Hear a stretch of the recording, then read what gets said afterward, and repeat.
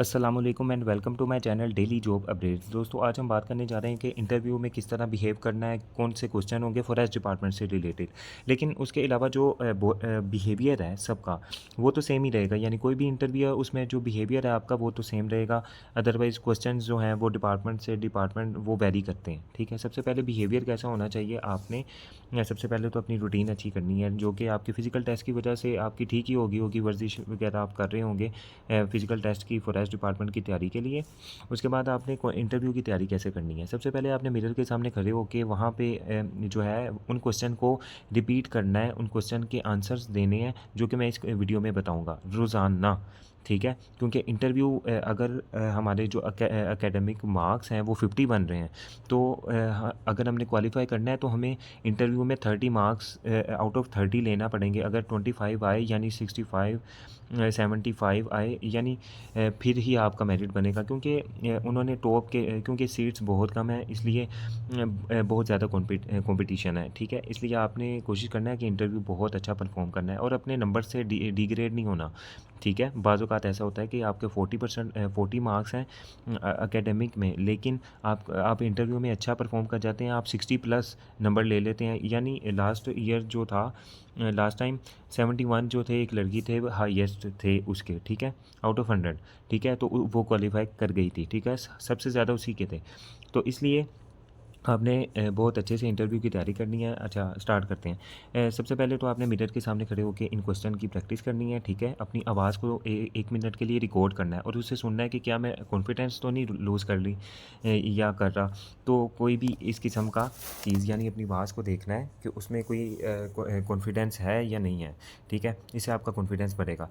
उसके बाद आपने फ़ाइल कैसी लेके जानी है, फ़ाइल लेके जानी है बिल्कुल साफ़ सुथरी और ऐसी फ़ाइल लेके जानी जिसमें से डॉक्यूमेंट निकल आएँ। ये ना हो कि इंटरव्यूअर सामने बैठे रहें और आप अपने डॉक्यूमेंट्स निकालते काफ़ी टाइम लगा दें। ठीक है, वो चीज़ उन्हें इरिटेट करती है, इसलिए आपने ऐसी कोई फ़ाइल नहीं लेके जानी और फ़ाइल बिल्कुल साफ़ सुथरी लेके जानी है।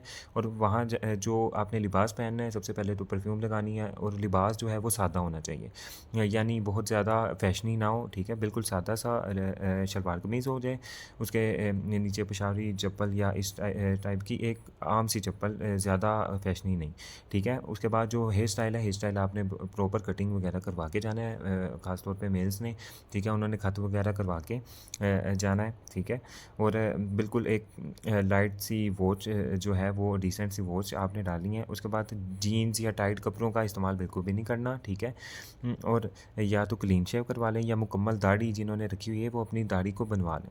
ठीक है, या उसे अच्छे से मैनेज कर लें। ठीक है, उसके बाद सादा बाल होने चाहिए, ज़्यादा हेयर स्टाइल नहीं बनवाना। ठीक है, उसके बाद जो है वो इंटरव्यू से पहले आपने जो फ़ाइल है उसे बाएं हाथ में रखना है। ठीक है, दाएं में नहीं रखना, बाएं हाथ में रखना है। ठीक है, फ़ाइल को उसके बाद जब आपने अंदर जाना है, ठीक है, यानी रूम में एंटर होना है, तो गहरी सांस लेके आपने एंटर होना है। ठीक है, एक कॉन्फिडेंस के साथ, एक होप के साथ, अल्लाह के नाम से शुरू करना है। ठीक है, उसके बाद इजाज़त लेकर कमरे में जाना है। ठीक है, बगैर इजाज़त के नहीं जाना।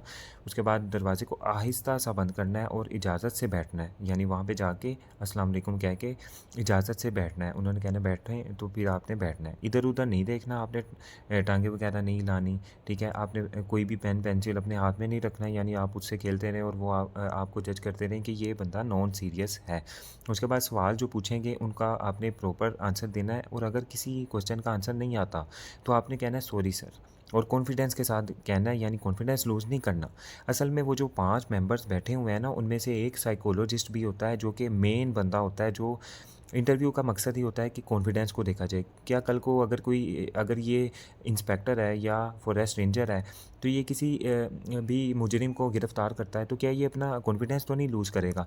इसलिए वो जो इंटरव्यूअर होते हैं वो असल में आपका कॉन्फिडेंस चेक करने के लिए और आपका माइंडसेट, यानी आपकी बिहेवियर के बारे में और आपके जो माइंडसेट है उसके बारे में आपसे क्वेश्चन करते हैं। ठीक है, ये एजुकेशन इंटरव्यू नहीं होता, बल्कि ये बिहेवियर और आपकी साइकी को देखा जाता है कि ये इंसान अगर हमारे डिपार्टमेंट में आएगा तो ये किस तरह सर्व करेगा हमारे डिपार्टमेंट को। तो इसलिए वो जो क्वेश्चन करेंगे वो भी अभी हम आगे देखते हैं। तो सबसे पहले तो हम बिहेवियर से रिलेटेड कर रहे थे बात। ठीक है, उसके बाद जो करंट अफेयर्स हैं और इनसे रिलेटेड क्वेश्चन करेंगे वो मैं आगे बता दूंगा आपको। ठीक है, तो ये कुछ बिहेवियर से रिलेटेड थी। ठीक है, ठीक है। बॉडी लैंग्वेज आपने बिल्कुल अच्छी रखनी है, ठीक है, यानी बिल्कुल स्ट्रेट फॉरवर्ड बैठना है, ठीक है। और जो इंटरव्यूअर आपसे क्वेश्चन करेगा आपने उसकी तरफ देखना है और कॉन्फिडेंस के साथ देखना है, अपनी टोन को लाइट रखना है, यानी कि कोई बदतमीज़ी वाली ना लगे या ऐसा कुछ भी, ठीक है। तो ये बिहेवियर से रिलेटेड क्वेश्चन थे। और उसके बाद जब आपका इंटरव्यू हो जाए आपने आराम से खड़े होना है, सलाम लेना है और चले जाना है, ठीक है। तो ये थी बिहेवियर से रिलेटेड। अब हम क्वेश्चन स्टार्ट करते हैं कि कौन कौन से क्वेश्चन हो सकते हैं, ठीक है। अच्छा, सबसे पहले अपने इंट्रोडक्शन करवाना है अपना पैनल को, जो 5 लोगों का पैनल है, ठीक है। उसे वो कहेंगे कि आप इंट्रोड्यूस करवाएं अपने आप को। तो आपने सबसे पहले कहना है माय नेम इज़, जो भी आपका नाम है, माय फादर नेम इज़, उसके बाद एजुकेशन के related, I have completed my FSc from Punjab college and I have completed my matric from government school. I belong to, district का नाम लेना है, I belong to Kasur, I belong to Lahore, I belong to Faisalabad. उसके बाद एक statement देनी है आपने, I am a motivated and hard working individual and I have a strong interest in serving the forest department to protect natural resources and environment. ये आपने जो statement दे के उसके बाद आपने आपसे क्वेश्चनिंग वगैरह स्टार्ट हो जाएगी। वो कौन से क्वेश्चन है वो हम देखते हैं। अच्छा, अब हम स्टार्ट करते हैं कि क्वेश्चंस कौन कौन से होंगे। सबसे पहला क्वेश्चन जो आ सकता है वो है कि पाकिस्तान में जंगलात का तनासब क्या है, यानी हर कंट्री में जो जंगलात का तनासब होता है वो पाकिस्तान में क्या है। असल में पाकिस्तान में 4 से 5% यानी 4 to 5% जो है वो जंगलात हैं, ठीक है, जो कि अक़वाम मुत्तहिदा की जो डेडलाइन है उससे बहुत कम है। यानी अक़वाम मुत्तहिदा कहता है कि 25% जंगलात होने चाहिए हर कंट्री में, लेकिन पाकिस्तान में क्या है कि सिर्फ 4 से 5% हैं, ठीक है। तो ये आपसे क्वेश्चन हो सकता है कि कितने फ़ीसद जंगलात हैं, 4 से 5%। उसके बाद है पाकिस्तान का सबसे बड़ा जंगल कौन सा है। तो ये जो सबसे बड़ा जंगल रेडीमेड जो है, यानी मैन मेड, यानी ये कुदरती नहीं है बल्कि खुद बनाया गया है, मैन मेड है। ये भी आपने याद रखना है कि मैन मेड कौन सा है। जो छांगा मांगा का जंगल है जो कि कसूर फॉरेस्ट डिपार्टमेंट के अंडर आता है, तो ये जो है वो सबसे बड़ा जंगल है और ये मसनूई है, यानी इंसानों ने बनाया है, ठीक है, खुद से कुदरत ने नहीं इसे बिल्ड किया, ठीक है। उसके बाद है एफॉरेस्टेशन क्या होती है। एफॉरेस्टेशन का मतलब होता है कि जंगलात को का मौजूद ना होना, उसकी सूरत में क्या करना कि जंगलात को लगाना ज़्यादा से ज़्यादा। ये माहौल को बेहतर बनाने और आलूदगी को कम करने में मदद देता है, ठीक है। यानी ज़्यादा से ज़्यादा जंगलात को लगाना या पौधों को लगाना उसे कहते हैं एफॉरेस्टेशन। ये बहुत इंपॉर्टेंट है क्वेश्चन। उसके बाद है डिफॉरेस्टेशन। इसका बिल्कुल मुतज़ाद कर लें, यानी एफॉरेस्टेशन अगर दरख्त लगाना है तो डिफॉरेस्टेशन है दरख्त को कटाई करना, यानी लकड़ी की हसूल के लिए, या अर्बनाइजेशन। अर्बनाइजेशन कहते हैं कि जो लोग देहात से आते हैं शहर की तरफ और यहाँ पे आके कॉलोनीज़ बनाते हैं, ठीक है, जो फर्टाइल लैंड है उसे काट के वहाँ पे बड़ी बड़ी बिल्डिंग्स बनाएं और हमारा जो फर्टाइल लैंड है वो कम हो जाए, यानी ज़रख़ेज़ ज़मीन कम हो जाए। इसे कहते हैं कि ये अर्बनाइजेशन कर रहे हैं, ठीक है, कॉलोनलाइजेशन कर रहे हैं, तो जिसकी वजह से जो जंगलात है वो कम हो जाते हैं, ठीक है। डिफॉरेस्टेशन का मतलब होता है कि जंगलात की कटाई करना, ठीक है, अपने कोई भी मकसद के लिए, ठीक है। उसके बाद है फॉरेस्ट की जो डिपार्टमेंट है या फॉरेस्ट जो जंगलात हैं इनकी अहमियत क्या है। ये हवा को साफ़ करते हैं, ऑक्सीजन वगैरह के लिए बहुत ज़रूरी है, क्लाइमेट चेंजेस से बचाते हैं हमें, ठीक है। उसके बाद है फॉरेस्ट जो है इसमें डिफॉरेस्टेशन जो है, डिफॉरेस्टेशन यानी दरख्तों का कटाव है, इसके कॉजेज़ क्या हैं, ठीक है, वजूहात क्या हैं। तो दरख्तों की गैर कानूनी कटाई सबसे बड़ी वजह है, ठीक है। आबादी में इजाफा और ज़रूरी ज़मीन की ज़रूरत भी जंगलात कम कर देती है, ठीक है। यानी जो लोग हाउसिंग सोसाइटीज़ बनाते हैं वो जंगलात को काट देते हैं, तो ये इसकी कॉजेज़ हैं, ठीक है, जिसकी वजह से डिफॉरेस्टेशन होती है, ठीक है। उसके बाद पाकिस्तान का कौमी दरख्त कौन सा है, ये आपने लाजमी याद रखना है। जो नेशनल चीज़ें हैं उन्हें याद रखना है। जो कौमी हमारा नेशनल ट्री है वो है ड्योडर, DEODAR, ड्योडर, ठीक है। तो ये जो है हमारा कौमी दरख्त है, ठीक है। उसके बाद कौमी जानवर कौन सा है, वो मारखोर है, ठीक है। उसके बाद जो हमारा कौमी परिंदा है, ठीक है, वो चकोर है, ये याद रखना है। उसके बाद फॉरेस्ट फायर क्या होती है, जंगलात में लगने वाली आग आग को कहते हैं फॉरेस्ट फायर, ठीक है। तो ये लगती कैसे है, या गर्मी या खुश्क मौसम या बिजली गिरने से आग लग सकती है, ठीक है। इंसानी गलतियों की वजह से या सिगरेट या आग जलाने की वजह से भी ये हो सकती है, ठीक है। उसके बाद है पाकिस्तान में सबसे ज़्यादा जंगलात किस सूबे में है। सबसे ज़्यादा जो जंगलात है वो खैबर पख्तूनख्वा यानी KPK में है, ठीक है। ये भी आपसे क्वेश्चन हो सकता है। उसके बाद है वर्ल्ड फॉरेस्ट डे कब मनाया जाता है, 21 मार्च को मनाया जाता है, ठीक है।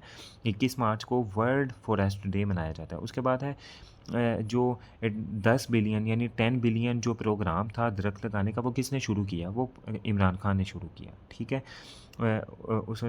यानी उसने कहा था कि 10 बिलियन हमने ट्रीज़ लगाने हैं, ठीक है। उसके बाद वाइल्ड लाइफ होती क्या है, ये वाइल्ड लाइफ कहते हैं यानी वाइल्ड जंगली लाइफ हयात, यानी जो जंगल में रहने वाली तमाम स्पीशीज़ हैं, तमाम एनिमल्स हैं, उन्हें हम कहते हैं वाइल्ड लाइफ, ठीक है। तो ये कुदरती होते हैं सारे। अच्छा, इनको ट्रैक कैसे किया जाता है, यानी फॉरेस्ट डिपार्टमेंट है तो इन्हें ट्रैक कैसे करता है, ये GPS यानी सैटेलाइट के थ्रू इनकी इमेजेस देखता है कि यहाँ पे जो फ़लाँ एरिए में जो शेर है वो कहाँ पे है, उनकी कम्युनिटी कहाँ पे है, ये वो सब कुछ GPS के थ्रू ट्रैक किया जाता है। उसके बाद है why you want to join forest department, आप फॉरेस्ट डिपार्टमेंट को क्यों ज्वाइन करना चाहते हैं, ये बहुत ही इंपॉर्टेंट है, ठीक है।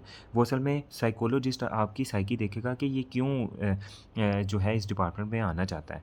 तो वहाँ पे आप बताएंगे कि मैं जो माहौल और जंगलात का तहफ़्फ़ुज़ करना चाहता हूँ, मैं मुल्क की कुदरती खूबसूरती और वसाइल को बचाने में किरदार अदा करना चाहता हूँ, ठीक है। ये मेरा शौक़ है और ज़िम्मेदारी भी है, ठीक है। ये आपने स्टेटमेंट दे देनी है। उसके बाद है अगर किसी की गिरफ़्तार करना हो तो क्या करेंगे, यानी वो आपकी साइकी असल में चेक कर रहे हैं। तो वो देख आपसे पूछेंगे कि अगर कोई इंसान आपको मिल गया जो कि कोई भी इलीगल एक्टिविटी कर रहा है, ट्रीज़ को काट रहा है या जो भी कर रहा है, क्या आप उसके अगेंस्ट पर्सनल कोई एक्शन लेंगे या रूल्स के अकॉर्डिंग।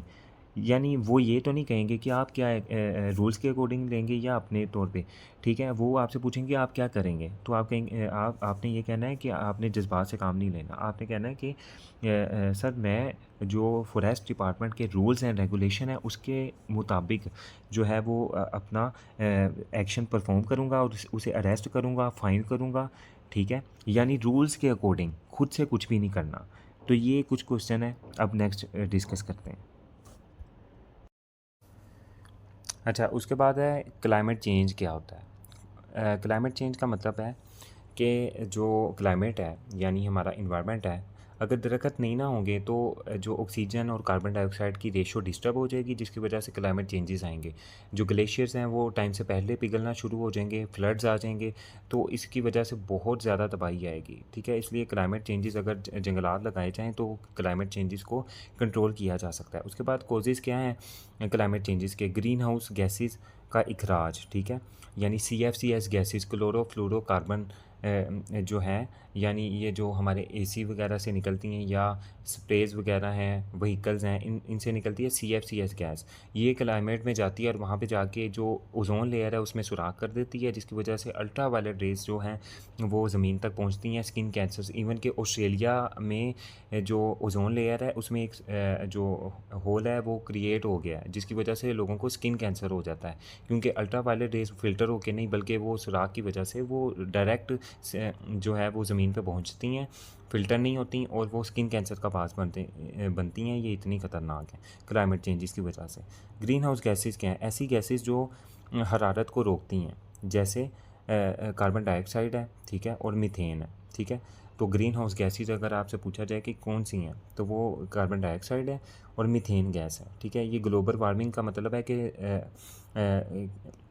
जो ओजोन लेयर है वहाँ से जब आती है ना अल्ट्रावायलेट रेज़, तो वो ज़मीन से टकरा के ग्रीन हाउस गैसेस की वजह से जब बाहर को निकलती हैं ओजोन लेयर से, तो वो रिफ्लेक्ट बैक नहीं हो पाती और ग्लोब के अंदर रहती हैं यानी इन्वायरमेंट के अंदर, और जो अर्थ का टेम्परेचर है वो बहुत ज़्यादा हो जाता है, ठीक है, यानी बहुत ज़्यादा वार्म हो जाता है। इसे कहते हैं ग्रीन हाउस इफेक्ट।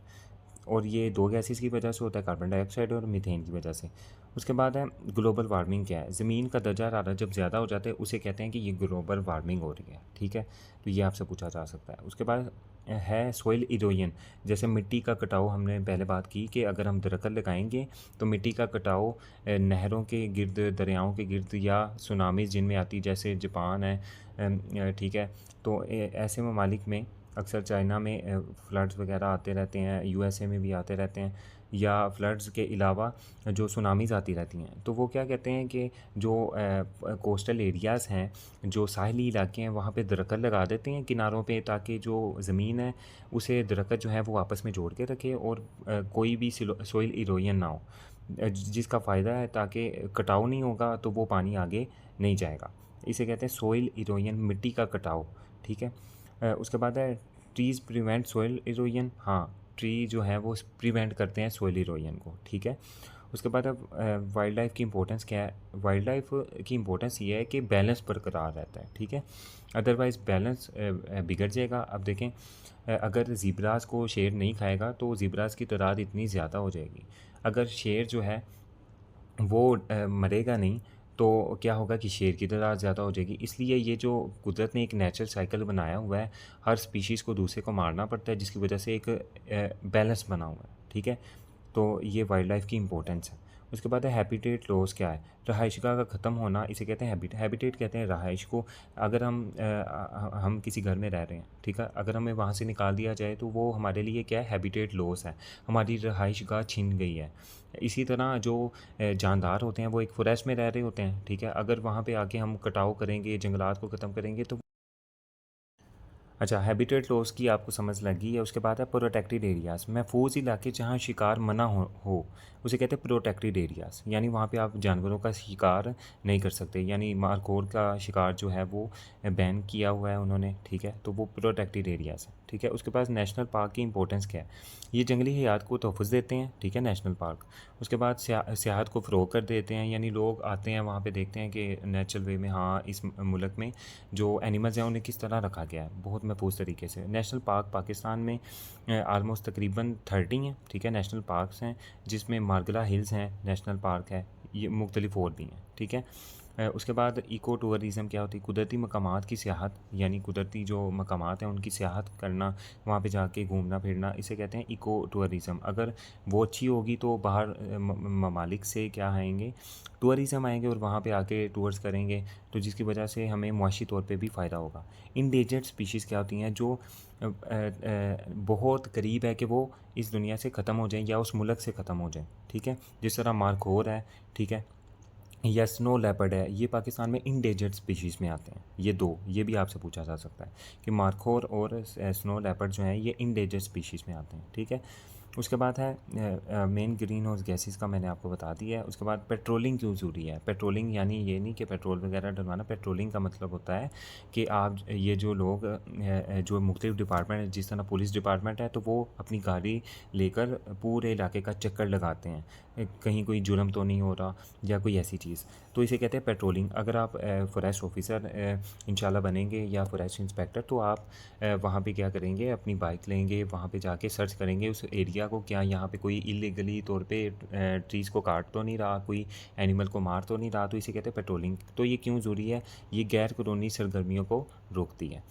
अगर और लास्ट क्वेश्चन वो ये है कि अगर आपसे कोई ब्राइब, अगर आपको कोई ब्राइब यानी रिश्वत दे तो आप क्या करेंगे? तो वो साइकोलॉजिस्ट ये आपसे लाज़मी आंसर करेगा। वो आई मीन के अंदाज़ा ही है ना, लेकिन वो साइकी आपकी देखने के लिए वो क्या कहेगा, पूछेगा कि आपको अगर कोई रिश्वत दे तो आप क्या करेंगे? तो आप कहेंगे कि मैं रिश्वत को सख्ती से रद्द करूँगा, कानून के मुताबिक रिपोर्ट करूँगा, ईमानदारी मेरी अव्वलीन तरजीह है। ये वो क्वेश्चंस हैं, ठीक है, जो कि इंटरव्यू से रिलेटेड थे, ठीक है? इसके अलावा जो डिपार्टमेंट से रिलेटेड क्वेश्चन है वो भी हम देख लेते हैं कि वो कौन से हैं। अच्छा, आपने पाकिस्तान की नेशनल सिंबलिज़म जो लिस्ट है उसे याद रखना है, ठीक है? यानी कौमी जो हमारी चीज़ें हैं, ठीक है, तमाम उनके नाम, कौमी दरख्त जो है हमारा deodar यानी देवदार जो है वो है।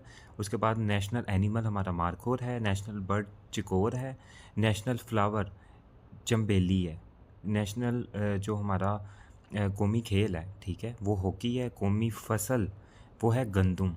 कौमी फल वो आम है, ठीक है। कौमी पहाड़ जो है वो केटू। उसके बाद कौमी दरिया दरियाए सिंध है।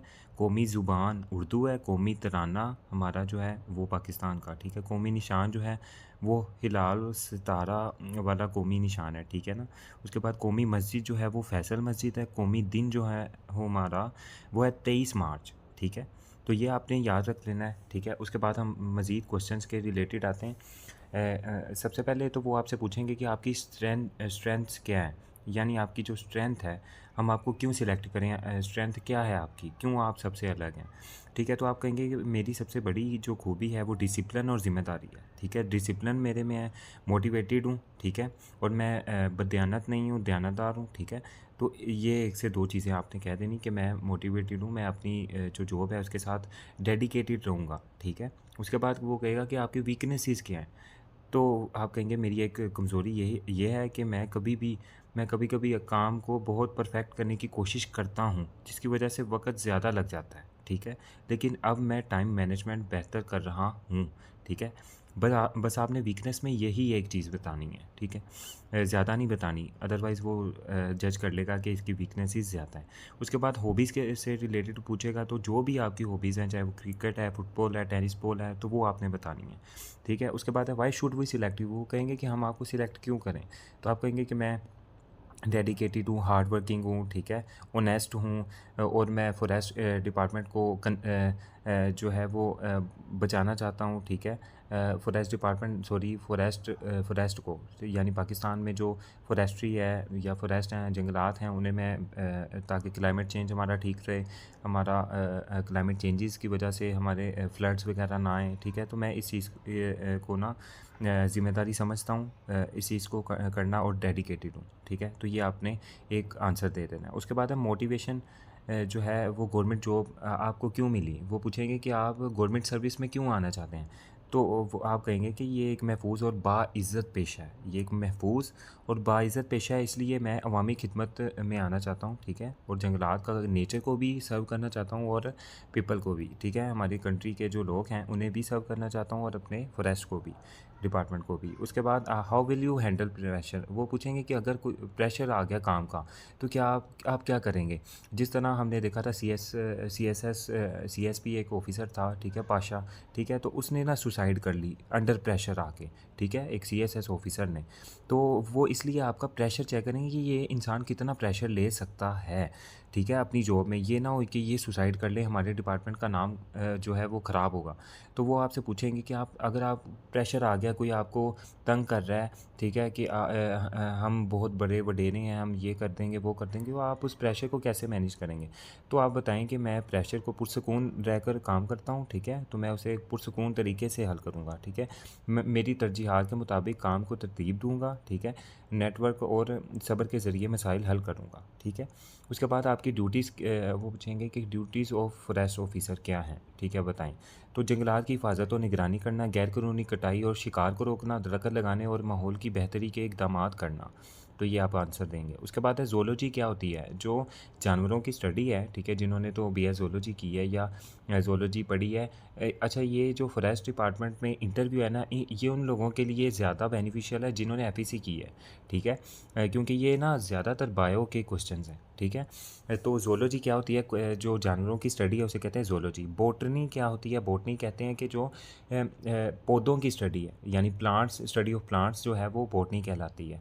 तो ये पूछा जाएगा आपसे ज़ूलॉजी के मतलब तो लाजमी, क्योंकि आप फॉरेस्ट डिपार्टमेंट से, और फॉरेस्ट डिपार्टमेंट में वाइल्ड लाइफ है, यानी जानवर। उसके बाद है बायोडाइवर्सिटी क्या होती है। बायोडाइवर्सिटी से मुराद है जानवरों की मुख्तलिफ इकसाम, ठीक है, एक जगह पे मौजूद होना। इसमें पौधे, जानवर और माइक्रो ऑर्गेनिज्म वगैरह सब शामिल हैं, ठीक है। ये साथ साथ मैं आंसर भी बता रहा हूँ, ठीक है, ये आपने ज़हन में रखना है। उसके बाद है इंपॉर्टेंस क्या है बायोडाइवर्सिटी की। ये माहौलियाती तवाज़ुन बरकरार रखती है और खुराक और अद्वियात के ज़रिए ज़राए फ़राहम करती है, ठीक है, कुदरती निज़ाम को मुस्तहकम बनाती है। ये आपने आंसर देना। उसके बाद है इकोसिस्टम क्या होता है। इकोसिस्टम जानदारों और माहौल का निज़ाम है, ठीक है, यानी इन्वायरमेंट और जो स्पीशीज़ हैं यहाँ पे रह रही हैं अर्थ पे, इनका जो कॉन्टैक्ट है इसे कहते हैं इकोसिस्टम। ये एक दूसरे पर इन्हिसार करते हैं, यानी अगर इकोसिस्टम नहीं है तो लाइफ नहीं हो सकती, यानी अगर इन्वायरमेंट नहीं है तो हम ज़िंदा नहीं रह सकते, अगर हम नहीं हैं तो इन्वायरमेंट नहीं ज़िंदा रह सकता। यानी कि अगर हम ऑक्सीजन ले रहे हैं ना तो हम कार्बन डाइऑक्साइड रिलीज़ कर रहे हैं, जिससे माहौल क्लाइमेट चेंजेस भी मुस्तहकम है, अदरवाइज़ वो भी कोलैप्स कर जाएँ। उसके बाद है प्रोड्यूसर्स। क्या होते हैं प्रोड्यूसर्स? होते हैं कि ये जो पौधे जितने भी हैं ना, ये हैं जो हमें खुराक प्रोवाइड करते हैं, जो जानदारों को खुराक प्रोवाइड करते हैं, इन्हें कहते हैं प्रोड्यूसर्स। जो ये फोटोसिंथेसिस के ज़रिए खुराक बनाते हैं, ठीक है, इन्हें कहते हैं प्रोड्यूसर्स। उसके बाद कंज्यूमर्स। क्या होते हैं कंज्यूमर? वो जानदार हैं जो दूसरों को खाते हैं, जैसे इंसान और जानवर। अब हम पौधों को खाते हैं तो ये क्या है, हम भी कंज्यूमर हैं, और जानवर क्या करते हैं, वो भी प्लांट्स को ईट करते हैं, तो वो भी कंज्यूमर्स हैं, ठीक है। तो डिकम्पोजर्स क्या होते हैं? जितने भी हशरात हैं जो कि अब जब हम डेड बॉडीज़ में कन्वर्ट हो जाते हैं तो उसके बाद डिकम्पोजर्स हमारी बॉडी को आहिस्ता आहिस्ता डिकम्पोज करना स्टार्ट कर देते हैं, गलाना सड़ाना यानी स्टार्ट कर देते हैं, और मिट्टी से मिट्टी इंसान हो जाता है, ठीक है। तो वो जो हशरात हैं, वो जो माइक्रो ऑर्गेनिज़म्स हैं, उन्हें हम कहते हैं डीकम्पोजर्स, जो हमारी बॉडी को डिकम्पोज कर देते हैं। उसके बाद है फूड चेन। क्या होती है फूड चेन? खुराक का एक सिलसिला है जिसमें एक जानदार दूसरे को खाता है। ये तवानाई की मुंतकिली को ज़ाहिर करता है, यानी अगर पौधे हैं, ठीक है, उनको क्या खाएगा? एक शीप खाएगा, तो शीप को हम खाएंगे, ठीक है। हमें कौन खा सकता है? हमें शेर खा सकता है, ठीक है। तो ये एक चेन चल रही है, इसे कहते हैं फूड चेन। फूड वेब क्या है? फूड वेब कई फूड चेन्स का मजमुआ होती है, ठीक है। ये एक पेचीदा निज़ाम है, ठीक है। ये इकोसिस्टम को मुस्तहकम रखता है, यानी अगर आप फॉरेस्ट जाएँ या आप नेशनल जियोग्राफिक देखें तो वहाँ पे सर्वाइवल को दिखाया जाता है, यानी जब तक वो किसी को मारेगा नहीं वो तो वो ज़िंदा नहीं रह सकता, यानी एक एनिमल को दूसरे को मारना पड़ता है, ठीक है। तो ये सारा का सारा निज़ाम फूड वेब कहलाता है, यानी मुख्तलिफ चेन्स जो हैं, ज़ीब्रा है उसे शेर खा रहा है, शेर मर रहा है तो उसे हाइनास खा रहे हैं, ठीक है। हाइनास मर रहे हैं तो उन्हें वो जो ईगल्स हैं वो खा रही हैं, ठीक है। ईगल्स मर रही हैं तो उन्हें कौन खा रहा है? तो ये एक फूड चेन्स का सिलसिला जब यूनाइट करता है, मिलता है, तो फूड वेब बन जाती है। उसके बाद है कंजर्वेशन। बायोलॉजी क्या होती है? यानी तवानाई को बचाना, माहौल को बचाना, तो ये सारी कंजर्वेशन। कंजर्वेशन का मतलब ही होता है कि बचाना, ठीक है, बायोलॉजी। उसके बाद है फॉरेस्ट्री। क्या होती है? फॉरेस्ट्री होती है कि जंगलात के मुतल्लिक तमाम नॉलेज इकट्ठी करना, इंपॉर्टेंस क्या है जंगलात की, ठीक है, इस चीज़ को, और उसका इंसानों पे क्या असर है, इसे कहते हैं फॉरेस्ट्री। इंपॉर्टेंस क्या है? ज़ाहिर सी बात है, अगर आपने देखा होगा कि जो मुख्तलिफ़ ममालिक हैं उनमें ना फ्लड्स आते हैं, तो उन्होंने क्या किया हुआ है कि अपने जो साहिल है ना, सी पोर्ट्स, वहाँ पे क्या लगाए हैं? दरख्त, क्योंकि दरख्त जो हैं ये कटाव को रोकते हैं, यानी अगर पानी उनके साथ लगेगा तो वो उनकी जो जड़ें हैं वो ज़मीन को आपस में जोड़ के रखती हैं। इसे कहते हैं कि ये जो कटाव है वो रुक गया है, ठीक है। इसलिए ज़्यादा से ज़्यादा प्लांट किए जाते हैं दरख्त साहिलों पे, ताकि जो फ्लड अगर आए भी, सुनामी अगर आए भी, तो ये जो हिस्सा है, ये जो कटाव है, ये रोका जा सके, ठीक है। ये सबसे बड़ा और इम्पोर्टेंट जो फ़ायदा है वो है फॉरेस्ट्री का। उसके बाद कोजेज़ क्या हैं? डिफॉरेस्टेशन। ये जो जंगलात का कटाव है इसकी वजूहात क्या हैं?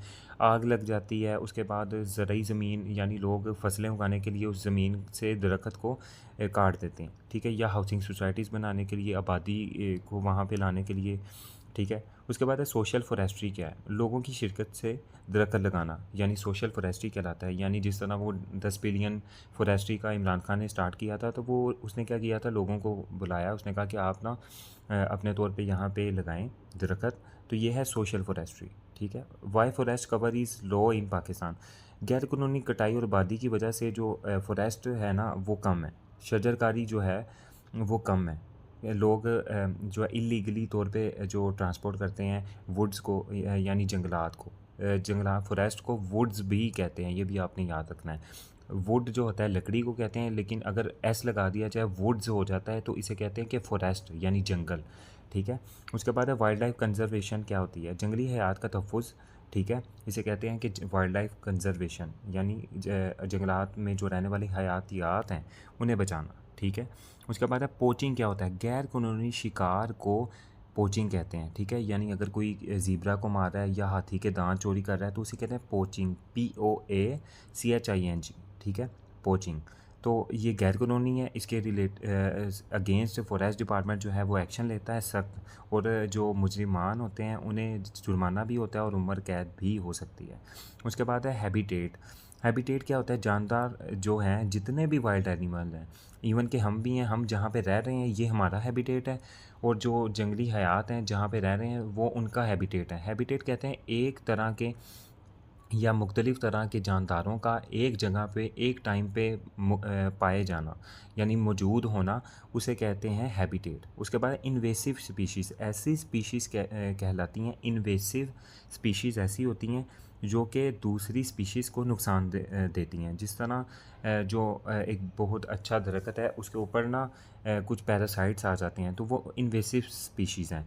इसलिए तो फसलें हैं, ठीक है, उन पे भी लोग स्प्रे करते हैं ताकि इन्वेसिव स्पीशीज़ को रिमूव किया जा सकते, जो कि फसल को ख़राब करेंगी। नेटिव स्पीशीज़ कौन सी हैं? जो कि हमारे मुल्क में पाई जाती हैं, ठीक है।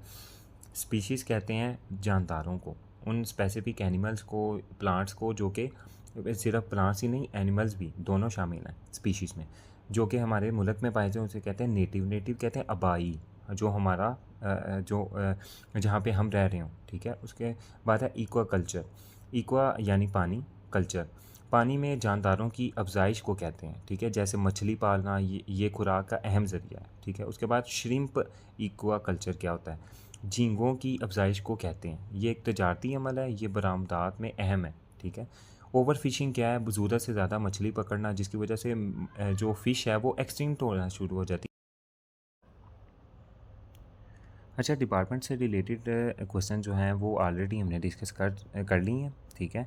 तो उसमें इफ़ेक्ट्स ऑफ एफॉरेस्टेशंस हैं, ठीक है। उसके बाद फॉरेस्ट फायर क्या होती है, ठीक है, वो भी हमने डिस्कस कर लिया है। इफ़ेक्ट्स क्या हैं इन्वायरमेंट पे फॉरेस्ट कटिंग के या फॉरेस्ट फायर के, वो भी हमने, अगर जो है फॉरेस्ट में फायर लग गई है तो क्या होगा कि इन्वायरमेंट में बहुत ज़्यादा जो है वो डस्ट और स्मोक स्प्रेड हो जाएगी, जिसकी वजह से क्लाइमेट जो है वो डर्टी हो जाएगा, ठीक है। तो क्लाइमेट चेंजेस आना स्टार्ट हो जाएंगे। अच्छा, फॉरेस्ट इंपॉर्टेंस क्या है ये भी हमने डिस्कस कर लिया है। उसके बाद how we stop forest cutting, हम फॉरेस्ट कटिंग को, डिफॉरेस्टेशन को कैसे रोक सकते हैं? हम क्या कर सकते हैं? हम जो जराइम पेशा अफराद हैं जो कटिंग करते हैं, ठीक है, उनके खिलाफ़ एक्शन लेंगे, उनको गिरफ़्तार करेंगे, जुर्माना करेंगे, तो इस चीज़ से डिफॉरेस्टेशन को रोका जा सकता है। How we control forest fire, forest fire को किस तरह कंट्रोल करेंगे, ठीक है। हम क्या करेंगे कि जितनी आग लग चुकी है उसके गिर्द जितने भी दरख्त हैं, ठीक है, एक तो वहाँ पे एक बाउंड्री लगा देंगे या उनमें थोड़ी स्पेस क्रिएट कर देंगे ताकि जो फायर है वो वहाँ तक ही रहे, यानी एक बाउंड्री लग जाए कि यहाँ पे रहेगी, यानी एक स्पेस क्रिएट कर दी जाए, ठीक है। तो फॉरेस्ट की आग उतने एरिए को जो है वो डिस्टर्ब करेगी, आगे नहीं बढ़ेगी, ठीक है। उसके बाद जो है ये वो क्वेश्चन थे जो कि इंटरव्यू में पूछे जा सकते हैं ओवरऑल, ठीक है। मैंने ढूंढे हैं, ठीक, इन्हें आपने बहुत अच्छे से कर लेना है, ठीक है। बिहेवियर से रिलेटेड इंट्रोडक्शन आपने लाजमी अपना रेडी करना है, और बिहेवियर भी अपना वैसे ही रखना है जैसे मैंने बताया है। और इन क्वेश्चंस को आप रोज़ाना की बुनियाद पे अपने माइंड में रिकॉल करते रहें, ठीक है, पढ़ते रहें, ताकि आपको उस दिन प्रैक्टिस करने की या बहुत ज़्यादा ब्रेनस्टॉर्मिंग की ज़रूरत ना पड़े, ठीक है। तो आपके लिए बेस्ट विशेज़ हैं, ठीक है। अगर आपको वीडियो अच्छी लगी है तो चैनल को सब्सक्राइब कर लें, ठीक है। अगर कोई भी क्वेश्चन है इस रिलेटेड, ठीक है, तो आप कमेंट बॉक्स में पूछ सकते हैं, ठीक है। और इंटरव्यू से रिलेटेड एक आखिरी बात वो ये है कि इंटरव्यू में जो मार्क्स हैं वो 30 के अराउंड बार्ट हैं, ठीक है। अच्छा, ये जो असल में क्या होगा कि आपका जो A+ ग्रेड है या जिन लोगों का मैट्रिक में और FSC में है उससे रिलेटेड जो मार्क्स की डिस्ट्रीब्यूशन है वो मैं आपको एक अलहदा से वीडियो बनाई हुई है, ठीक है, वो आप चैनल में जाके देख सकते हैं, ठीक है। मार्क्स की डिस्ट्रीब्यूशन कैसे होनी है, अगर फिर भी नहीं समझ आती कि हमारे मार्क्स कितने हैं तो आप मुझे कमेंट में बोल सकते हैं, या मैं व्हाट्सएप जो है वो लिंक दे दूंगा कम्युनिटी का भी और अपना पर्सनल भी, तो आप अब वहाँ पे आके भी अपने जो मार्क्स हैं वो मुझे बता सकते हैं, मैं आपको कैलकुलेट करके दे दूंगा कि आपके जो एकेडमिक मार्क्स हैं वो कितने बनते हैं। अगर आपके 50 बनेंगे तो आपको 25 स्कोर करना पड़ेगा या 20 स्कोर करना पड़ेगा, फिर ही आपका मेरिट में नाम आएगा। अदरवाइज़ जो है वो ऊपर जो मेरिट में टॉप पे होंगे उन्हें सिलेक्ट कर लिया जाएगा, क्योंकि जो पोजीशंस हैं वो बहुत कम हैं, ठीक है, हर डिस्ट्रिक्ट की। तो इसलिए हम चाहते हैं कि हम ज़्यादा से ज़्यादा टॉप पोजीशंस में आएँ, इसलिए आपने इस इंटरव्यू को बहुत अच्छे से सीरियस होके लेना है, ठीक है। और अपनी रनिंग को सबसे पहले तो अच्छा करें, फिज़िकल टेस्ट क्लियर करें, उसके बाद आपने जो इंटरव्यू है, इंटरव्यू और फिज़िकल टेस्ट स्लिप्स को छोड़ दें, कब आएँगी कब नहीं आएँगी, वो जब आएँगी ना वो पता चल ही जाएगा, उसे आप छोड़ें। अभी तक जो वेबसाइट है वो इतनी स्लो चल रही है कि जिन डिस्ट्रिक्ट की पहले 2 दिनों में लगी है सिर्फ उन्हीं की लगी हुई है, बाकी लाहौर और दूसरे जो डिस्ट्रिक्ट हैं उनकी अभी लिस्टें नहीं लगीं। जैसे ही वो लगेंगी वो भी मैं आपको बता दूंगा, ठीक है। उसकी टेंशन ना लें, आप टेंशन लें फिज़िकल टेस्ट की जिसमें आपने स्कोर करना है, आप टेंशन लें इंटरव्यू की जिसमें आपने स्कोर करना है, जब आप जो कि आपका असल मेरिट बनेगा। स्लिप्स तो आ ही जाएंगी, ठीक है, लेटर्स आ ही जाएंगे फिज़िकल टेस्ट के, ठीक है। तो इसलिए आप अपना फ़ोकस रखें फ़िज़िकल टेस्ट और इंटरव्यू पे, ठीक है। कोई भी क्वेश्चन है तो आप पूछ सकते हैं। तब तक के लिए अल्लाह हाफ़िज़।